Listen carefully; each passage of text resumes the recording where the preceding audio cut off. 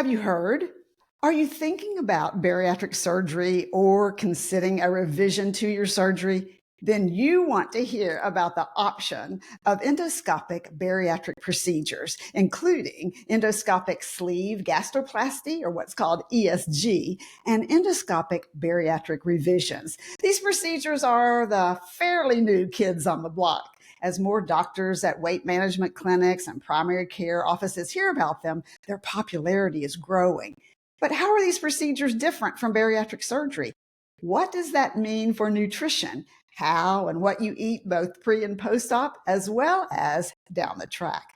Well, don't go anywhere because I've got you covered. Endoscopic dietitian Catherine Page is here to answer your questions. Do you know what's in your vitamins? ProCare Health does. Made in the USA, it's certified facilities. Each batch is independently lab tested to ensure purity and potency. Why settle for less when you can have the most affordable, high-quality vitamins delivered to your door? Visit ProCareNow.com. Use code BSS10 to save 10%. I'm bariatric dietitian Dr. Susan Mitchell. You're listening to the Bariatric Surgery Success podcast. I'm so glad you're here today. We have a great guest. You're going to just love her information.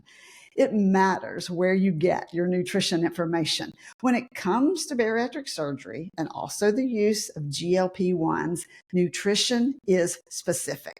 You're in the right place, friend. Here's what you need to know now. Let's get started. Joining me in the studio is Catherine Page.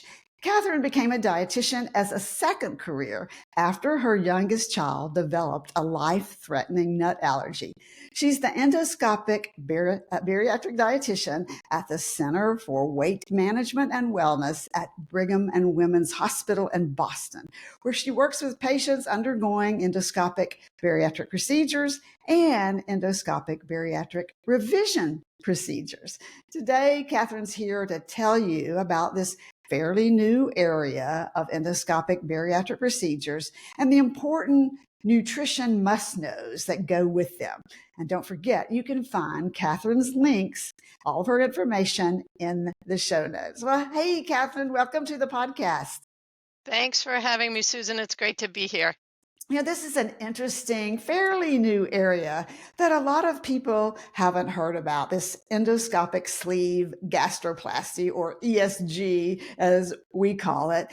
Would you start us out by explaining the basic differences between the endoscopic procedures and the bariatric surgery procedures, and especially who does the procedure? Is it a gastroenterologist versus the bariatric surgeon? What do we need to know about this? Great question. That's usually the first question I get from a lot of individuals. So bariatric surgeries are just that. They are a major surgery. They're done by a specially trained bariatric surgeon. A couple of big things with bariatric surgery: longer time under anesthesia because they're typically a longer procedure. The requirements for surgery are much higher, meaning someone has to be at a BMI, a body mass index of 40 or above, or at least a body mass index of 35 with some kind of comorbidity, meaning besides dealing with weight management, they also they might have high blood pressure or high cholesterol or diabetes. Okay. So that would qualify them for surgery. And then the surgery is typically done in what we call an invasive style, meaning incisions are done in through the abdomen. The surgeries are done laparoscopically, so there are small incisions that are done across the abdomen or the stomach area to reach the stomach, and then a portion of the stomach is removed to decrease the size. So that's the surgeries. The endoscopic procedures, on the other hand, are done with a specially trained gastroenterologist. These are endoscopic gastroenterologists that have specialized in endoscopic procedures. The procedures typically take a shorter time. Depending on the procedure, they may be 30 to 40 minutes up to an hour, hour and a half. Wow. Versus the several hours that the surgeries take. It is also a lighter anesthesia, typically around the same level as what you'd have for having a colonoscopy. Are you intubated? Well, no, you wouldn't be intubated because you're using an endoscope. And so when you say endoscopic, some people might go, well, what does that mean? So you might explain the endoscope in the throat versus the laparoscopic.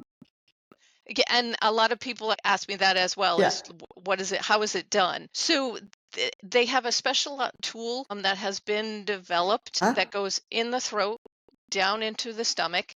And basically, what the doctors are doing is they're creating a series of folds inside the stomach. So they have a device which takes a pinch from the inside of the stomach and creates a fold.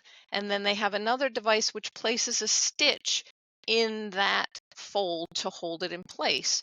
And they do a series of stitches. So I call them nips and tucks. Oh, So, interesting. yeah, Almost like it reminds me of, like, the accordion going in and that's, out. And yep. it's almost like you're pulling that in with those stitches. And that's exactly what they're doing. The way I kind of explain it to my patients is I say, imagine your stomach as sort of a deflated football shape. And what the doctors do is they have a device that creates a long line of folds. So they do a pinch and then they place a stitch. And then below that, they do a pinch and stitch. And they'll do a row going down the length of the stomach, then up and then down. And then they do the same thing going across near the top and the bottom, where they'll do a pinch or a fold and hold it in place with a stitch. And then over time, those folds sort of seal together. That's kind of Mhm. the best way I can explain it. Yeah. And that helps you maintain that smaller physical size of your stomach. So typically, these procedures are not reversible. Would that be correct? Or after a certain period of time? I don't know if they're reversible in the first week or so, if they have to be, but is that usual that after a certain period of time, are they reversible or not? So they are reversible if it's done within the first 2 weeks. Okay. After that, no, because all those folds are sticking to each Yeah, that's other. what I thought. Right. Yeah, it can't be reversed. And so I've been with the Brigham's program since 2020, Uh huh. and I've probably seen, oh Lord, maybe 500 endoscopic bariatric procedures. In that time, I think I've seen two that had to be reversed. So, what procedure do you work with the most? Are you seeing the revisions more, or are you seeing the ESGs more, or does it just depend on the day, the week, and the month? So primarily what I see is revisions on bariatric surgery. So there's the ESG, the endoscopic sleeve, which I tell people that's your primary endoscopic bariatric procedure. That's done on individuals who haven't had anything Anything, yeah. else done. For individuals who've had gastric bypass, there's three revisions that can be done. The Rose procedure, which can be done on the stomach pouch, the Tor procedure, which can be done on the opening where the stomach pouch connects to the small intestine, Mhm. and then the APC laser treatment. And then for individuals who've had gastric sleeve surgery, we do a revision called a sleeve in sleeve. And I would say 2/3 to maybe 3/4 of the patients I work with are revisions, and they vary. Some of them are a few years out from their surgery, some of them are 20 years out Oh my from their gosh. surgery. So And the wonderful thing is that there are a lot of options. This is what I'm hearing, is that there's just not one procedure or one option, that there's really a lot of options depending what the history has been already and what their need is. Absolutely, absolutely. And besides those procedures, besides the ESG, besides the revision, we do also place intragastric balloons Okay. endoscopically as well. So that's another option that's considered an endoscopic bariatric Okay. procedure. So for those people who might not be comfortable even having an ESG done, the option is the intragastric Yes. balloon that can be placed, and then that's removed after 6 months. So yeah, Okay. the Center for Weight Management and Wellness, the endoscopic branch, has a lot of different options for patients. Absolutely. So I want to dig a little bit more since, of course, both of us being dietitians and look at this nutrition and health standpoint. What type of diet do your patients follow? And start us with pre-op and then their post-op diet progression. How long are they seeing you? Do they meet with you once before, once after? Do you follow them for a while? What's kind of your plan? And does this plan vary with the type of endoscopic procedure?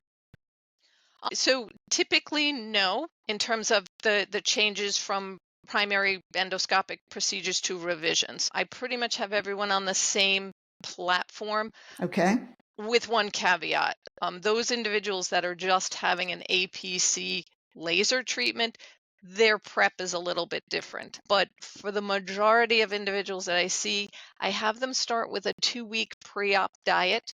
The first week, it's just a calorie controlled diet. It's a 1,200 calorie diet, 3 meals per day, snacks if needed. And I do that just to get them thinking about portion control, balanced meals, mindful eating, Yeah. eating slowly, chewing your food really well, things like that, feeling for fullness cues. I start them with that. And then about 5 days before the procedure, we have them on a full liquid diet as sort of a cleanse. We want to make sure that everything is cleaned out of the stomach so that there's Mm-hmm. no food residue in their stomach going into their procedure. Then day before is just clear liquids. They have their procedure. Day of procedure, nothing to eat or drink. Day after procedure, they're back on clear liquids, again, just for 24 hours to give their stomach a Mm-hmm. chance to get used to having something. And then after that, they're on a full liquid diet for 6 weeks. Then they move on to a soft solid diet, which is things like the consistency of cottage cheese, Yeah. scrambled eggs. Eggs. Uh-huh. They're on that for 2 weeks, and then they advance to what we would consider regular texture food. So fresh fruits, fresh vegetables, other protein choices after that. So now I can just imagine that you get a lot of questions about what did you say? 6 weeks of just liquids? How hard is that going to be for me to follow? And I know you have this a successful plan. So how do you say, hey, 6 weeks, it's not going to be a big deal. And I know that you have goals with calorie and protein and fiber and things like that. How do you calm the concerns of someone that goes, I don't know if I can do liquids for 6 weeks? That seems like forever to me. And I do hear that. That's probably the biggest concern that I hear I is can imagine. the 6 weeks. And I tell everyone the same thing, that 95 to 98% of the people I work with are able to make it through the 6 weeks without any problem. So basically, what I do is for the first 2 weeks, I tell them just focus on getting in your fluids and staying hydrated. We want them to get 60 to 70 fluid ounces per day, not including their protein shakes. So this is from water and broth and decaf coffee and tea and all of those types of liquids. I tell them focus on getting in your protein from your protein shakes. Our goal is 60 to 80 grams of protein per day from their protein shakes. And then if they're able to, calories, ask them to try and get 800 to 1,000 calories per day, which on a full liquid diet can be a challenge. But Yeah. especially for individuals where this is their primary procedure, they've never been through this before, I tell them focus on those 3 things for the first 2 weeks. Then I meet with them at 2 weeks. I talk about, where they're at, if they're having any digestive issues like pain or nausea or Mhm. constipation, how we deal with those. And then at that point, I liberalize the diet a little more. So I bring in things like blended soups. They have to have a smooth consistency, meaning there's no lumps or chunks in them. I do recommend that they keep it to about 8 ounces of soup at any given time, and it still needs to be more liquid than solid.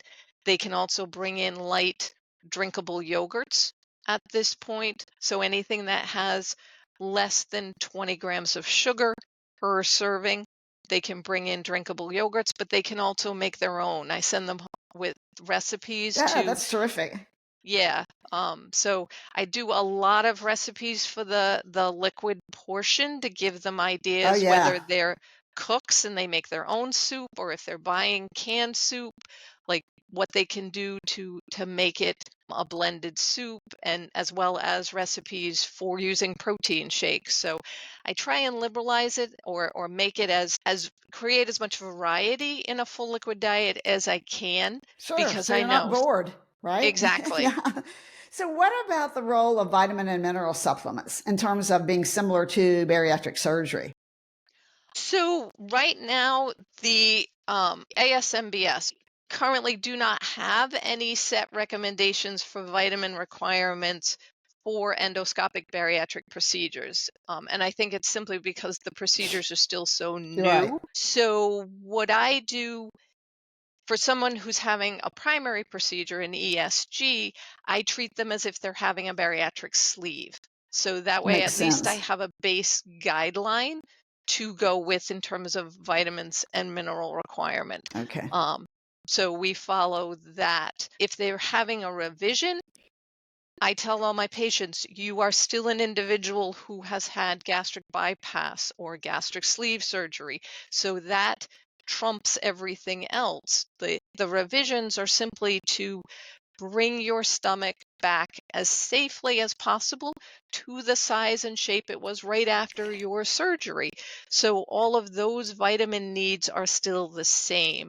So I still monitor labs on a yearly basis more frequently if I think there's an issue, like some kind of deficiency. But I will encourage bariatric bypass patients to be on a bariatric Yeah. multivitamin.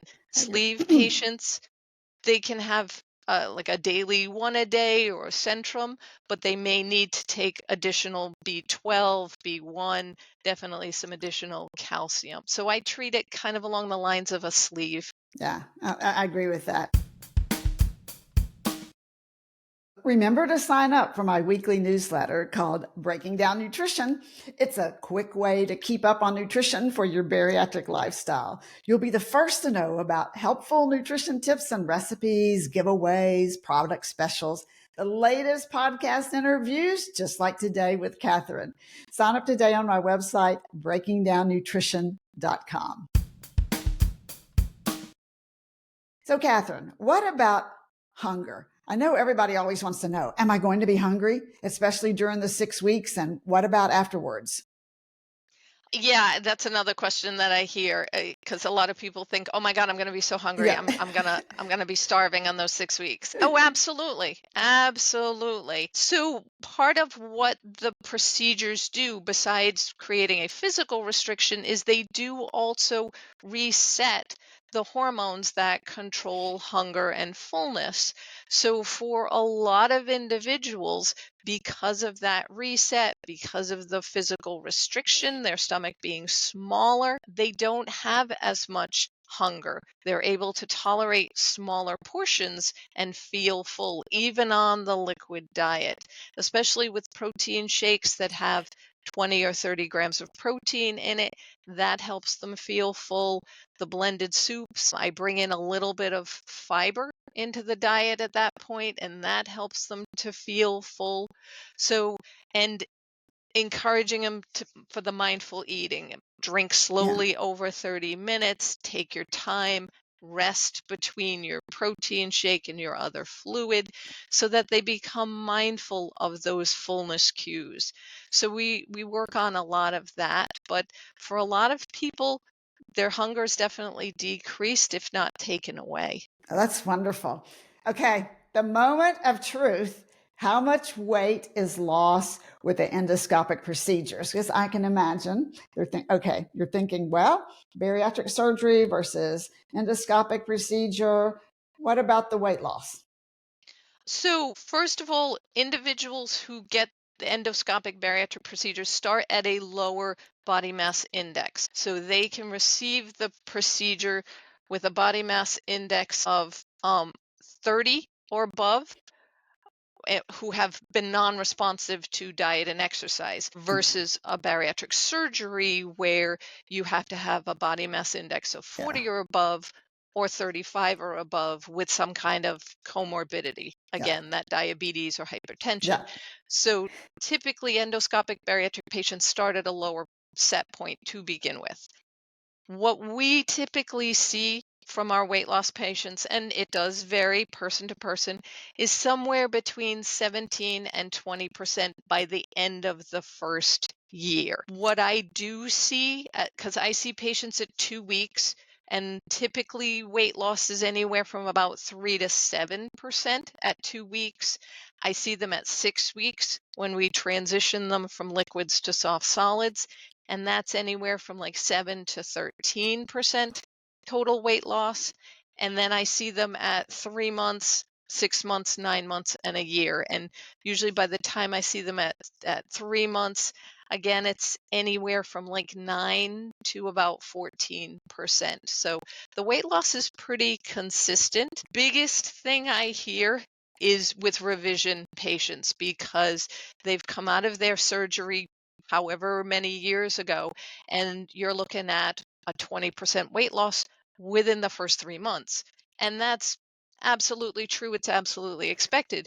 It's Right. also a much bigger procedure. It's a surgery. It's making your stomach permanently smaller. So yes, the weight loss with a surgery is definitely going to be much more robust and it's going to happen faster.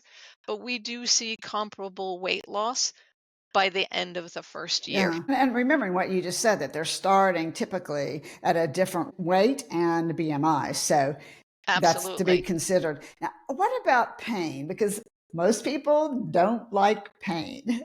How much pain are you going to be in? This is another question that I get from a lot of my patients. That and when can I go back to work? So I was going to ask that too. So let's talk about it. pain is typically not that bad. So patients are sent home on two medications, one of which is omeprazole. It's an antacid, kind of along the lines of Tums, but slightly different medicine. And then they're also sent home on an anti-ulcer medication. It's called Carafate. Those two are taken daily through the 6 weeks of liquids, and that helps to kind of keep things calm in the stomach and helps with some of the pain.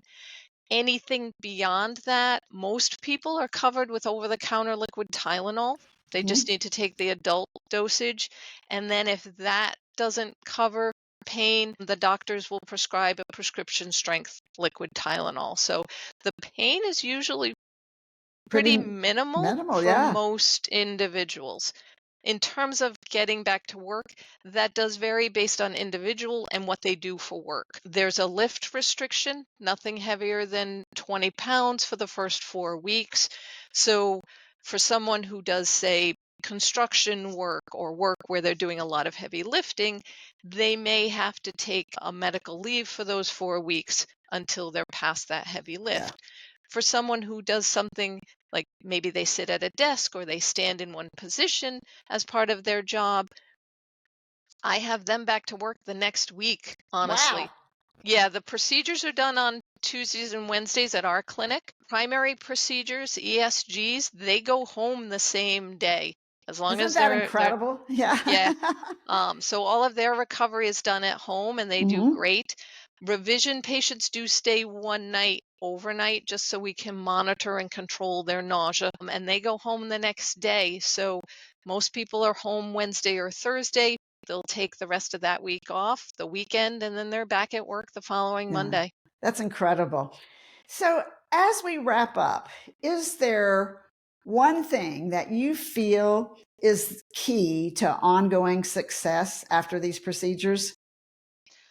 So there's a few things that I always encourage with my patients. One is track what you're taking in, and I encourage people start it when you're on the full liquid diet because it's easy. You know Yeah. how many calories are coming in from a shake, from a bowl of soup, but it really makes a positive impact long term if you're counting your calories and monitoring it. Even if you're just writing down what you're eating and how much you're eating, it creates that awareness.